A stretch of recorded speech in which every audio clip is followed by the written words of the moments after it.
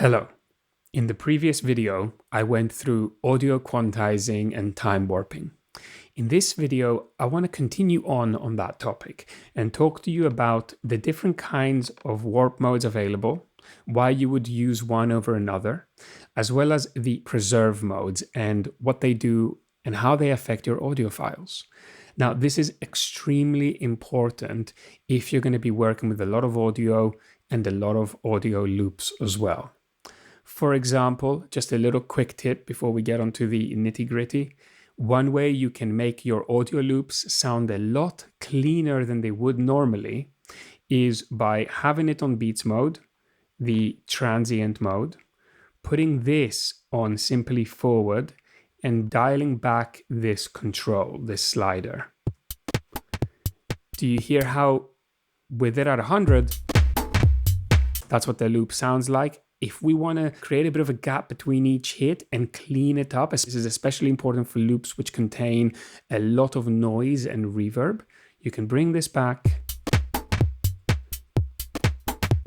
and clean up your loop a little. So now that this quick tip is over, let's get into the details. Now, what this does is simply create a fade out from one warp marker to the next. Ableton thinks of these as a segment. If you read on the little info view as well, on the left it says sets the duration of a volume fade applied to each segment of audio. And at 100, there is no fade applied whatsoever. Now, let's say that we had to stretch this audio file fairly significantly. So let's say we brought it in, it wasn't at the correct tempo, and we had to stretch it. If you don't know what I'm talking about, go and watch the video on audio quantizing and you'll know exactly what I mean. And when it's stretched, when you're on beats mode, see what it does is obviously it plays through the audio file slower because we've now made it twice the length. However, to fill in the gaps between each segment, it repeats the beginning of each transient over and over again. Now, it's not going to do it on this mode because this has this loop mode function off. But like this, you're going to hear the effect. I'm going to press play. I want you to pay attention, put on some good headphones or good monitors and listen closely. You hear how it's playing the actual transient, and then it's looping part of the waveform over until the next transient comes in. Now, this is what the different transient loop modes do. You have three modes. Off, which means it wouldn't loop at all. It would just play each segment normally, then just leave a gap with nothing going on, and then go on to the next segment like so. You see there's like abrupt cuts there and it doesn't sound quite as good. So with this, it simply loops from here, let's say, to there, and then it goes back and loops that section again. This mode, the back and forth, kind of is looping forwards and then back, forwards and back. So it's just a different motion that it loops. Have a listen to the back and forth. Sometimes that can sound a little bit better, sometimes not. Keep in mind, I've really gone quite far with the time stretching. Normally, you wouldn't stretch more than maybe a beat, where it's barely noticeable. So, going back to the extreme time stretching example, just so you can clearly hear what it's doing to the audio. You can also change the actual looping motion, which part of the waveform it picks out. So what this will actually do in the clearest form is speed up or slow down the looping motion. So if it's on one bar, listen to how slowly it loops back and forth. It only occurs once per bar. So it plays this section normally, and then it fills in a gap at the end of a bar. If it's on half a bar, have a listen. So it plays the first bar normally, it loops the second bar. The faster you go,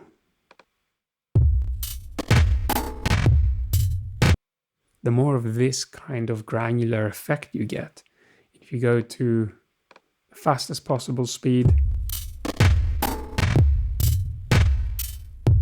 it almost sounds like an echo in a spacey room or a hall, something like that, like in a tunnel. Now, this really, if you were time stretching an audio file to this length, you would only do it for creative purposes.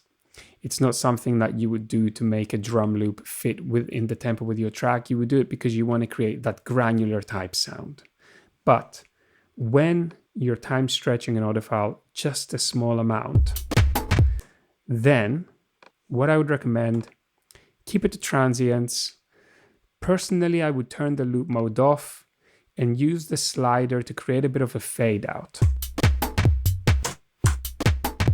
Because that way, even if there is a gap in between the segments, it's not an abrupt cut. It's created a fade out, so it sounds a lot smoother. This issue that we had before is going to be caused more when you stretch an audio file, therefore increasing the gap from one segment to another, rather than when you compress. Because then all Ableton has to do is play it back a little bit quicker. It doesn't need to loop anything. It doesn't need to create gaps anywhere. So if you are compressing, great, probably not going to have those issues. You can leave the preset settings as they are. If you are stretching, you may want to dial this back a bit. And if you really wanted to, you could add a loop to fill in those gaps, keep this to 100, and try dialing it back a bit.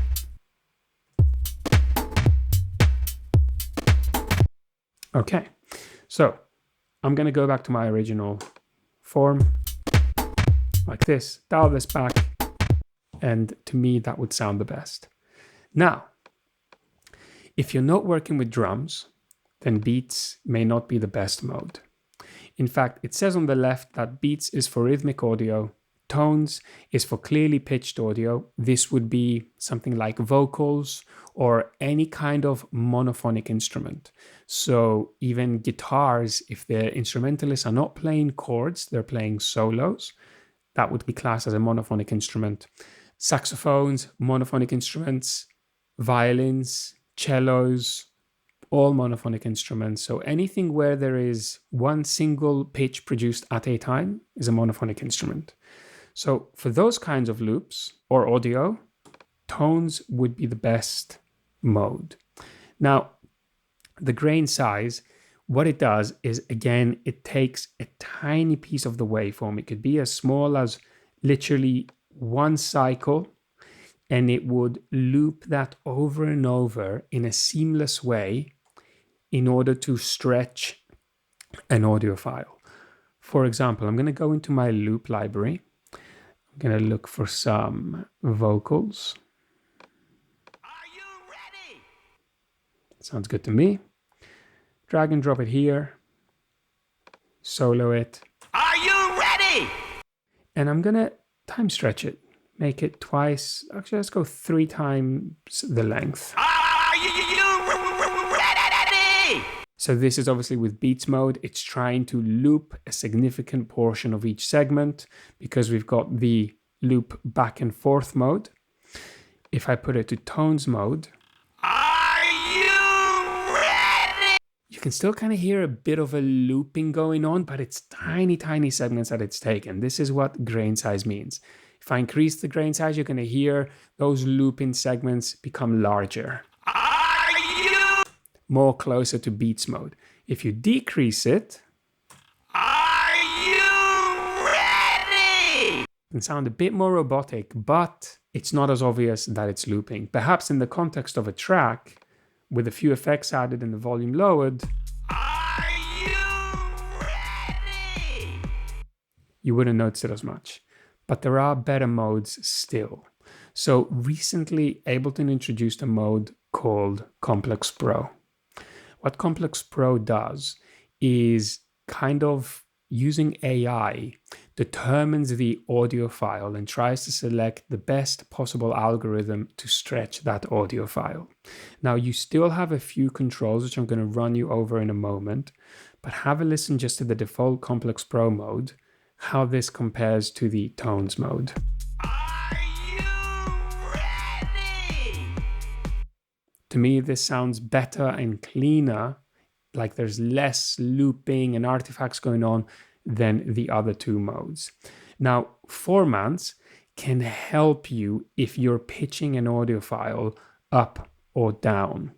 What does this mean? So if I actually have to transpose the audio file by 12 semitones, let's say 1 octave, and it plays back at a higher pitch, at 100%, the original formants would be preserved, which means I'm not letting the formants of the voice move up with the actual pitch.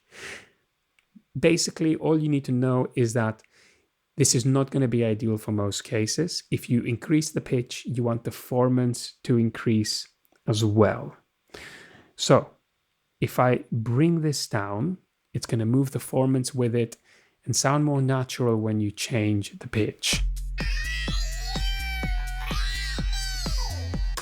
12 semitones up, both in formants and in transposition. You can find a middle ground as well.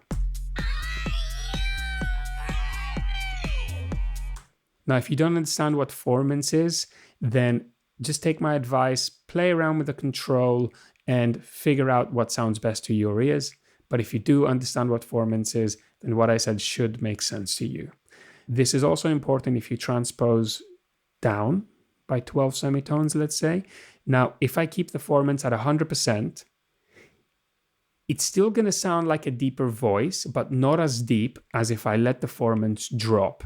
So if I was going for that sort of very deep house vocal effect, I would let the formants move with the pitch. So formants at 100%, here's the result. Are you ready? It's gone down in pitch, but it's sort of trying to stay at the original pitch. It's a bit weird. If I turn this down, we get that deep house effect, right? Fantastic. So again, if you're going for that deep house vocal, drag in your vocal, turn down the pitch, turn down the formants. Let's try it on a different vocal. So I've gone ahead and dragged in one more vocal where it sounds a little bit more like a normal singing vocal compared to the previous one. And I want to show you what would happen if I put it on Complex Pro. Now, normally it sounds like this. So Complex Pro, transpose it down by 12 semitones. With the formants staying where they were originally, it's not going to move the overall tone of the voice, even though the pitch has moved. So it's going to sound a little bit weird. Just bring me. But as soon as you bring down the formants, let the formants move with the pitch, you get that nice deep house vocal.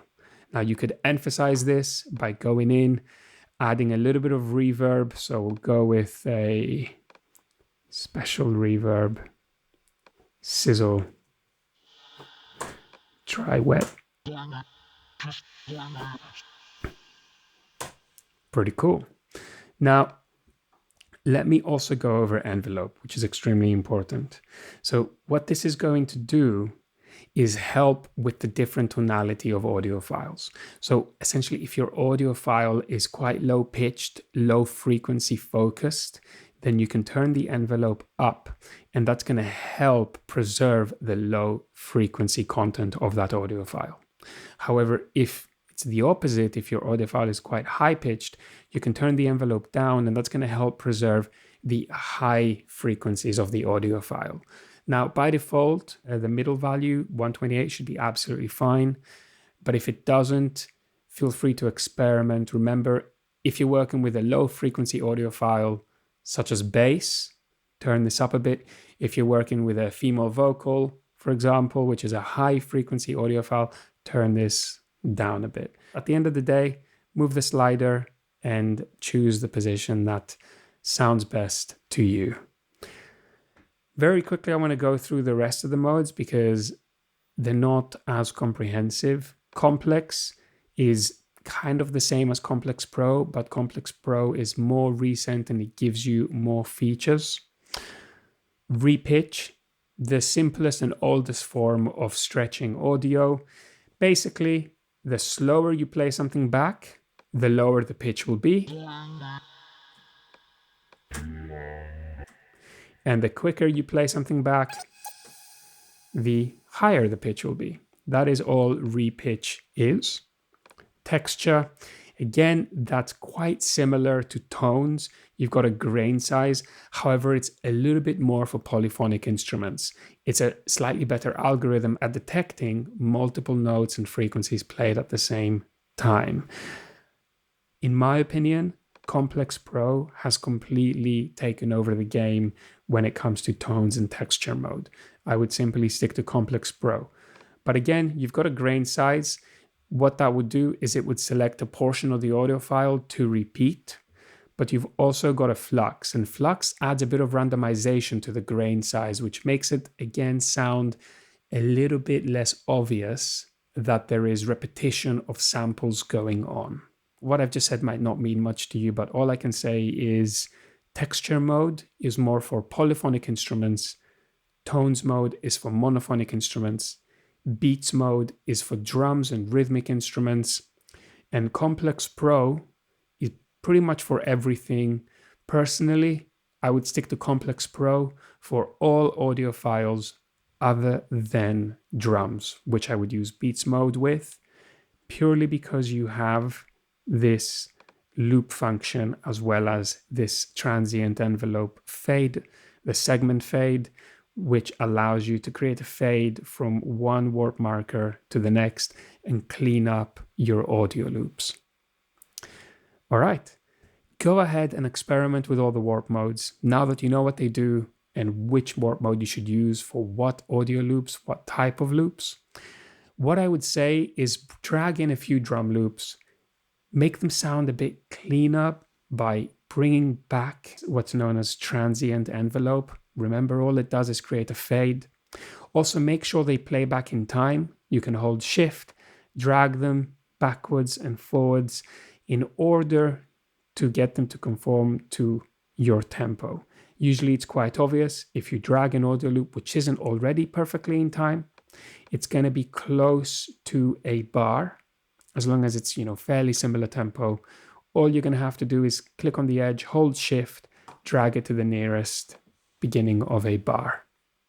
If you're working with vocals, experiment with the Complex Pro, transposing as well as the formants in order to get the formants of the actual vocal to move along with the pitch. This applies to any audio file you drag in which contains pitched instruments such as a bass, brass instruments, cellos, vocals, violins, you name it. You can apply the formant slider if you are transposing the pitch.